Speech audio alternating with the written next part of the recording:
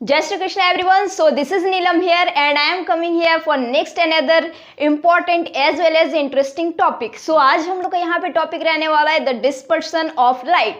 हम लोगों ने ह्यूमन आई को स्टार्ट किए थे और ये जो चैप्टर जो था द ह्यूमन आई और द कलरफुल वर्ल्ड, आज हम लोग यहाँ पे द कलरफुल वर्ल्ड में अब घुस चुके हैं जो कि स्टार्ट है डिस्पर्सन ऑफ लाइट से और ह्यूमन आई को हम लोग कंप्लीट कर चुके हैं. अगर आप लोग नहीं देखे तो आप लोग देख सकते हैं, सारे वीडियोज रखे हुए हैं. तो चलिए आपके प्रीसियस टाइम को विदाउट वेस्ट करते हुए हम लोग आज स्टार्ट करते हैं द डिस्पर्सन ऑफ लाइट. इससे काफ़ी सारे क्वेश्चंस आने के चांसेस होते हैं. सो अगर आप ये वीडियो देख रहे हैं तो आप लास्ट तक देखिए. आपका बस कुछ ही समय आपका लेंगे यहाँ पे और आपको बहुत ही ईजी लैंग्वेज में चीज़ों को समझने का मौका मिलेगा. और इस वीडियो को ज़्यादा से ज़्यादा उस स्टूडेंट तक जरूर शेयर करें जिनको कि ये ज़रूरत है. तो चलिए अब स्टार्ट करते हैं. हम लोग समझते हैं कि ये डिस्पर्सन ऑफ लाइट क्या होता है. सबसे पहले कुछ क्वेश्चंस का बात करते हैं कि एक्चुअल में क्वेश्चन कैसे पूछता है. देखिए ऐसा तो है कि एकदम सीधा सीधी तो मतलब कि कह सकते कि शायद पूछ भी सकता नहीं भी, क्योंकि what is dispersion of light ऐसा बहुत कम ही पूछता है. ऐसे करके आपको पूछ सकता है क्वेश्चन कि when the white light is passes through the glass prism, तो इसमें होता क्या है, व्हाट इट हैपन, ठीक है, क्या होता है, and how it is split into the 7 colours, ठीक है. और ऐसे भी पूछ सकता है कि अगर ये स्प्लिट अगर करता है तो कौन कौन सा कलर स्प्लिट करता है. मतलब ऐसे डिफरेंट टाइप ऑफ क्वेश्चन आ सकते हैं जो कि बहुत घुमा फिरा के देता है. लेकिन अगर आपका कॉन्सेप्ट अगर आपका क्लियर है तो कैसे भी घुमा दे या फिर किताब के बाहर से, जैसे स्टूडेंट लोग बोलते हैं, तो बाहर से दे या फिर अंदर से दे, that doesn't matter. So the concept is important. इसीलिए आपको यहाँ पे कंसेप्ट चीज को समझना है कि एक्चुअल में डिस्पर्सन ऑफ लाइट क्या होता है. इसके पहले हम लोग रेक्टेंगुलर हम लोग पढ़े थे क्या, रिफ्रैक्टिव इंडेक्स. ये भी चीज यहाँ पे ध्यान में रख के समझना है. तो सबसे पहले एक फ्रेम से हम लोग समझते इसको एक्सप्लेन करके रखे हैं ना, ताकि आपको लिखने में भी इजी होगा एग्जाम में. So what do you mean by the dispersion of light? The splitting of white light into its component due to the different bending ability for color.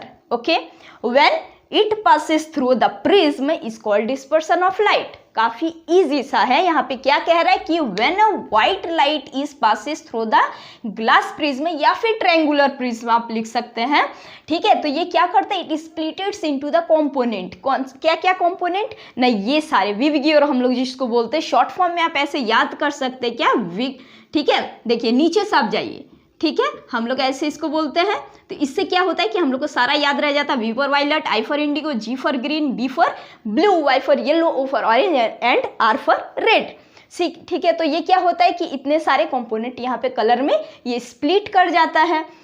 अच्छा, तो ये स्प्लिट करता क्यों है, बहुत ज़्यादा यहाँ पे इंपॉर्टेंट लाइन है जो कि आपको हमेशा ये याद रखना है. क्या कि ability for colour when it passes, देखिए ये क्या है, due to different bending ability, ठीक है. यहाँ पे क्या होता है, डिफरेंट बेंडिंग एबिलिटी. बहुत इंपॉर्टेंट ये वर्ड है, ये आपको लिखना ही लिखना है. अगर इसके कॉजेज अगर पूछे तो भी आप इस चीज को लिख सकते हैं कि why it is happen due to different bending ability for colour when it passes through prism. अच्छा, अब देखिए हम लोग ऐसे पढ़े हैं कि एक मीडियम से जब दूसरे मीडियम में जब जाता है तो रिफ्रैक्टिव इंडेक्स यहाँ पे करता है, ठीक है. सो ये हमारा क्या है, एयर है. एयर से अब ग्लास प्रिज्म में जा रहा है तो मीडियम चेंज हो रहा है, रिफ्रैक्शन होगा, ठीक है.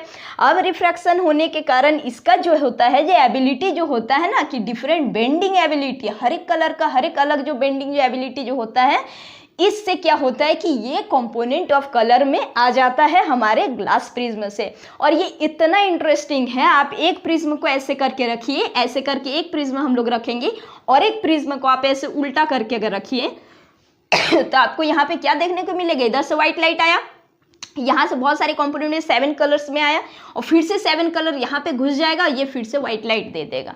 देखने में बहुत इंटरेस्टिंग लगता है, ठीक है. तो ये सारे चीज क्या है, इसके कंपोनेंट होने का रीजन क्या होता है कि due to different bending ability for colours when it passes through the prism and the phenomenon of this. ये जो हम लोग जो समझ रहे हैं जो चीज को, ये जो एक फेनोमेनन जो हुआ ना, इसी फेनोमेनन को हम लोग क्या कहते हैं, डिस्पर्सन ऑफ लाइट. क्लियर है. कुछ पॉइंट यहाँ पे 2 पॉइंट आपको समझना है. क्या कह रहा है कि it occur because the refraction of bending differs with the colours. ठीक है। यहाँ पे क्या हो रहा है कि कलर जो हो रहा है ना, ये अलग अलग रिफ्रैक्शन हो रहा है। यहाँ पे रिफ्रैक्शन होने के कारण क्या हो रहा है, यहाँ पे इसका बेंडिंग एबिलिटी जो है वो हर एक कलर का अलग हो रहा है, और ये जब ये पासेस किया जा रहा है प्रिज्म से।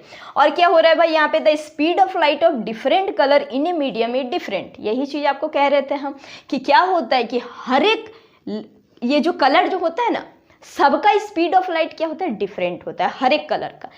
अगर कहें कि सेम सिर्फ वैक्यूम में हम लोग को ये चीज़ देखने को मिलता है, लेकिन इन लोग का क्या होता है कि डिफरेंट होता है स्पीड ऑफ लाइट। और स्पीड ऑफ लाइट जब डिफरेंट जब होगा तो रिफ्रैक्शन भी इन लोग का डिफर होगा, जिस कारण से क्या होता है कि लोग अलग अलग कलर में स्प्लिट हो जाता है और हम लोग को दिखता है। यहाँ पे क्लियर है ये चीज़।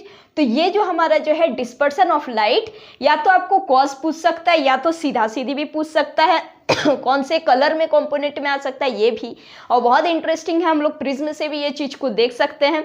अच्छा, ऐसे भी आप लोग आईना में भी हम लोग जब मारते तो उस चीज़ को हम लोग को दिखता है, ठीक है, 7 कलर्स में। या फिर आप अपने टीवी के स्क्रीन में भी मार के देखिएगा ये एक्सपेरिमेंट, हाँ काफ़ी आपको हद तक वो दिखेगा, बस वो कलर दिखेगा, रिफ्रैक्शन कुछ होने के कारण वो चीज़ दिखता है हम लोग को। सो आज का ये छोटा सा टॉपिक था हम लोग का dispersion of light. I hope कि आपका बस कम ही वक्त में आपको समझा पाए और आप लोग समझ ही पाए होंगे। सो आज के लिए बस इतना ही। मिलेंगे हम लोग फिर से एक नेक्स्ट वीडियो में और एक बहुत इंपॉर्टेंट सा टॉपिक को लेकर के। तब तक मेक श्योर कि चैनल को सब्सक्राइब आप लोग ज़रूर करके जाएं। तो चलिए मिलते हैं हम लोग नेक्स्ट वीडियो में। Till then keep smiling. जय हिंद।